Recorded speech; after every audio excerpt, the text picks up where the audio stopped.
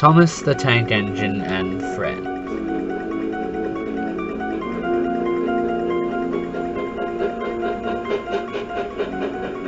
Based on the Railway series by the Reverend W. Audrey.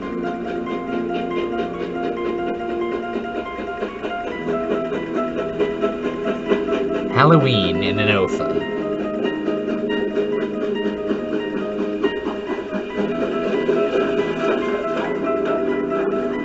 Read for you by Magic.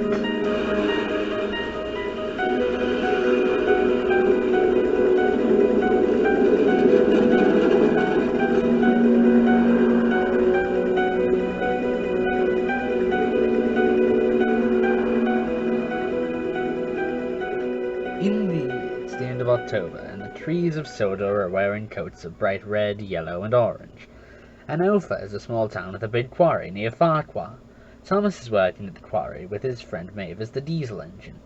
During the day, there's a lot going on. People are coming and going, and Thomas and Mavis are kept busy pushing freight cars full of supplies and pulling loads of dirt and stone. It's a lot of hard work, but Thomas likes working with Mavis. But at night, the quarry is a scary place. The workers have all gone home, and it is very quiet and dark. The wind makes funny noises, and the moon makes funny shadows. Each day seems shorter and colder. Thomas is glad that Mavis is there. Mavis and Thomas are both excited about Halloween. They like to try to scare each other with stories of ghosts and graveyards. One night, Thomas was telling Mavis about the ghost of the Black Lock. Suddenly, there was a loud crash. Both engines were very startled and quite scared. They were looking all around when a raccoon walked out of the trash shed. Thomas peeped loudly. Then it was the raccoon's turn to be startled. Thomas and Mavis laughed.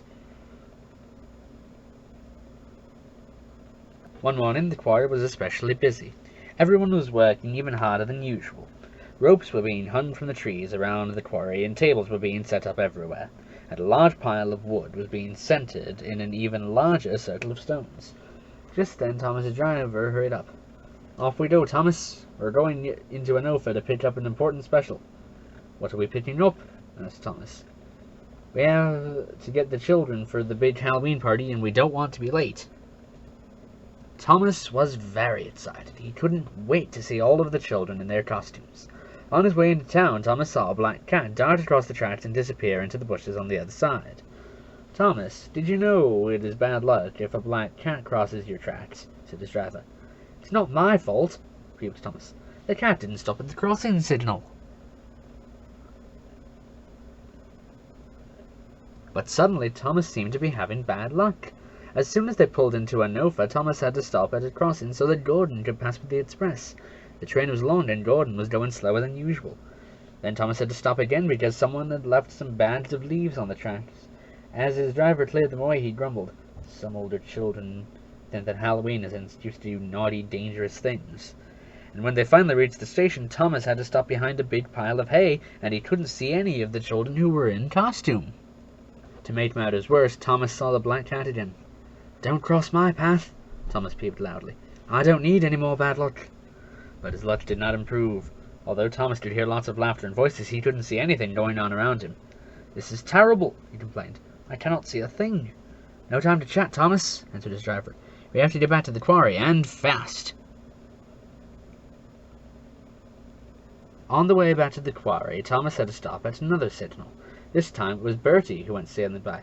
"Toot toot, slow coach," beeped Bertie. "See you there." Thomas was very frustrated. Finally, Thomas trudged into the quarry. As soon as he stopped, children started streaming out of his coaches. They were all in costume as they rushed past Thomas. No one stopped to say hello or show off what they were wearing. "Sorry, Thomas," said his driver.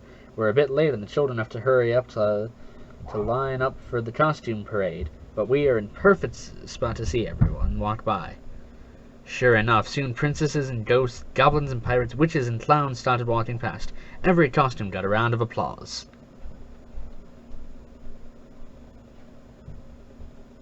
Just then, a little girl dressed as a black cat walked by.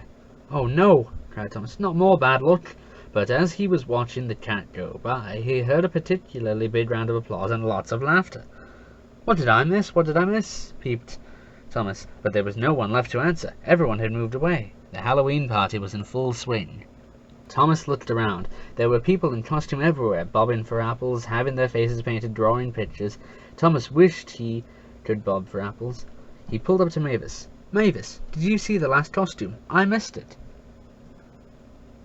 Mavis laughed. "I sure did, and here it comes now." Thomas looked over and peeped in surprise. Coming towards him was a little boy dressed as him. Soon little Thomas was right in front of big Thomas. "My name is Thomas," said little Thomas, "and you are my favorite engine." and he leaned forward and he gave Thomas a shiny red apple. Thomas peeped proudly, and then it was time to light the bonfire. Everyone watched the large bonfire. There was singing and laughter, and Sir Topham Hatt even told a scary story.